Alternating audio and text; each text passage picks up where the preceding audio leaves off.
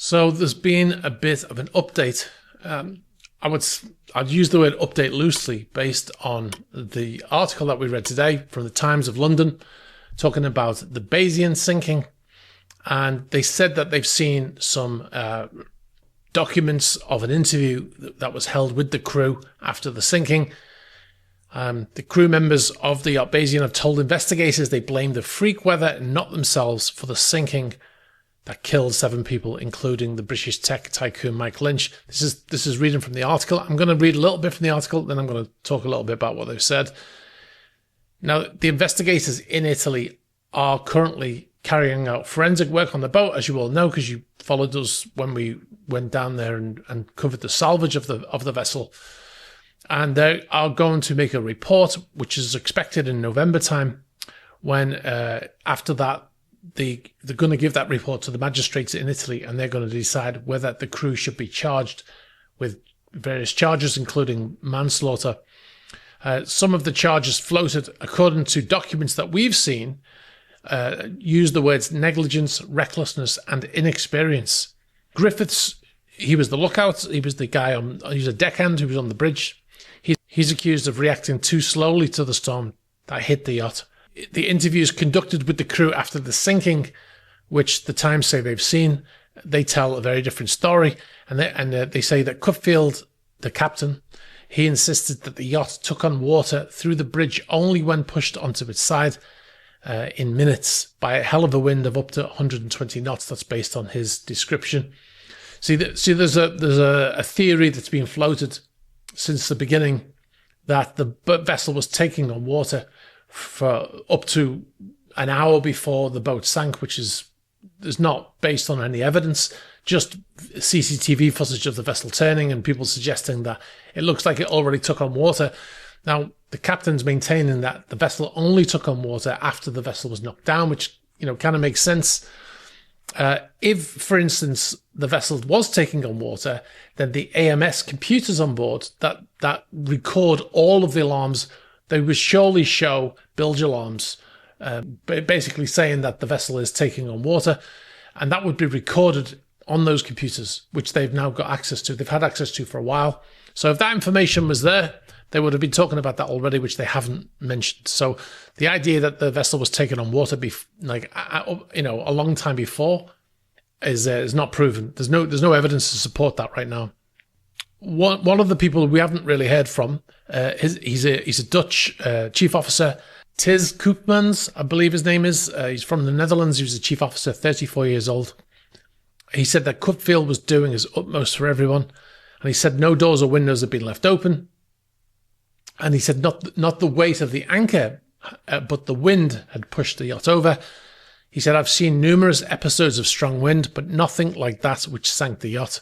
He said, adding that another yacht nearby that survived had probably been further from the centre of the squall, which is something that we've talked about in the past. A lot of people saying, if the Bayesian sank, why didn't the other yacht sink? Because it was nearby. It could have been that the epicenter was right on top of Bayesian, and they were, you can see very localized weather fronts, which anybody who's seen a mini tornado will have seen that, one house gets destroyed and the other house is completely unharmed. The similar kind of thing could have happened here. But the bosun, who was from Myanmar, whose name I'm not going to try and pronounce, I'll put it on screen, he said that the mast, one of the tallest in the world, he said the mast was too high and too heavy and stopped the yacht from righting itself once it leant over. That was the bosun of Bayesian said that, apparently, in this interview.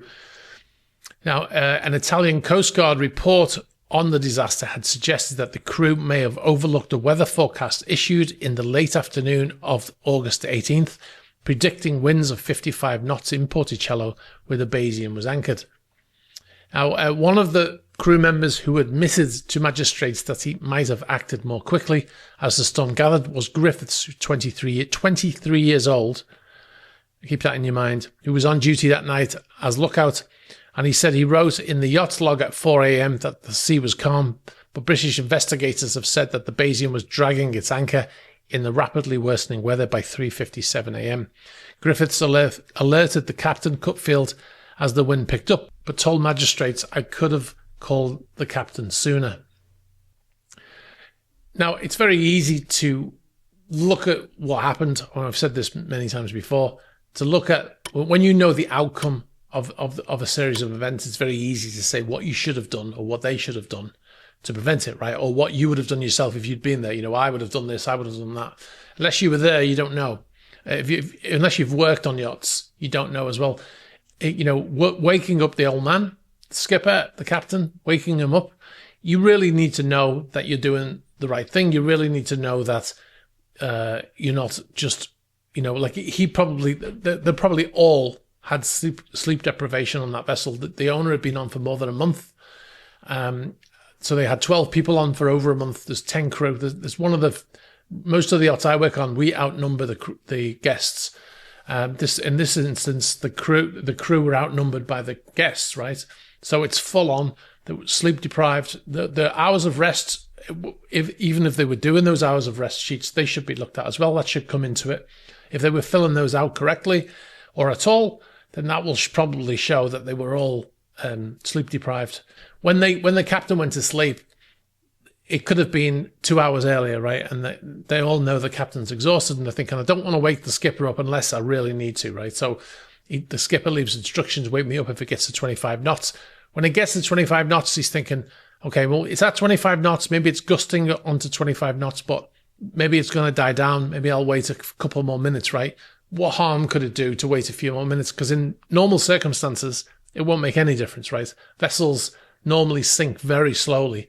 They don't normally sink so quickly. So the idea that you can wait a few more minutes in the hopes that you might not have to wake up the old man in the middle of the night who's already sleep deprived, that's something that was most likely going through his head. Doesn't want to wake the skipper up unless he really has to, right? So the wind gets to 30 knots, he thinks, okay, I really need to wake him up now. Now, in retrospect, knowing the outcome of what happened, yes, of course, he should have woken up at 25 knots, but there's probably many times before where the wind picked up, gusted over 25 knots, and then dropped back down again. As they showed up minutes before the vessel got knocked down, the weather was calm. So it wasn't like there was a build-up of bad weather.